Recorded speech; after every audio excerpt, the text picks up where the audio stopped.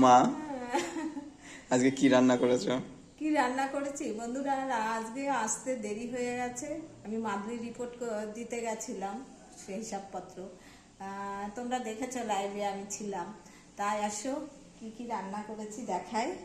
দেখো, এখানে আমলকি আছে, লেবু কাটা আছে, এখানে চিচিঙ্গি ভাজা রসুন পেঁয়াজ দিয়ে, এখানে পাঁচমিশালি তরকারি। আর এটা তোমরা খেয়েছো কি জানি না, এটা কাঁচা পোস্ত রসুন আর কাঁচা লঙ্কা দিয়ে বেটেছি। এখানে কাঁচা তেল আর লবণ দিয়ে খাওয়া হবে। গরম ভাতে হেভি লাগে, খেয়ে দেখো। হেভি লাগে। আর এটা আছে তোমার মাছের ঝোল, শস্য পোস্ত সব কিছু দিয়ে, আদা ছিল না, মাখা মাখা, ঝোল করিনি, দেখো একদম মাখো মাখো করেছি।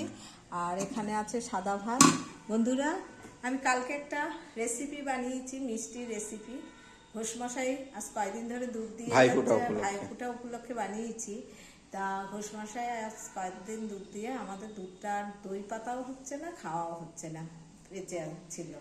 ওই ঘোষমশাইয়ের ওই দুধগুলো দিয়ে এক জায়গায় জড়ো করে প্রায় 3 কেজি দুধ হয়েছিল। সেই দুধটা ছেলেকে আমি বললাম পেঁপের সন্দেশ করব বা মাখের সন্দেশ বা সন্দেশ করবো, ও বললো না তুমি রসমালাই করো। তা রসমালাইটা তৈরি করেছি, অবশ্যই তোমরা দেখো কেমন তৈরি করেছি। তোমাদের যদি ভালো লাগে তোমরা অবশ্যই বাড়িতে ট্রাই করো। বন্ধুরা, আমার কথাবার্তা এবং আমার রান্নাবান্না তোমাদের কেমন লাগলো অবশ্যই দয়া করে একটা কমেন্ট করো, সাবস্ক্রাইব করো। তোমরা ভালো থেকো, সুস্থ থেকো। শুভ দুপুর, নমস্কার।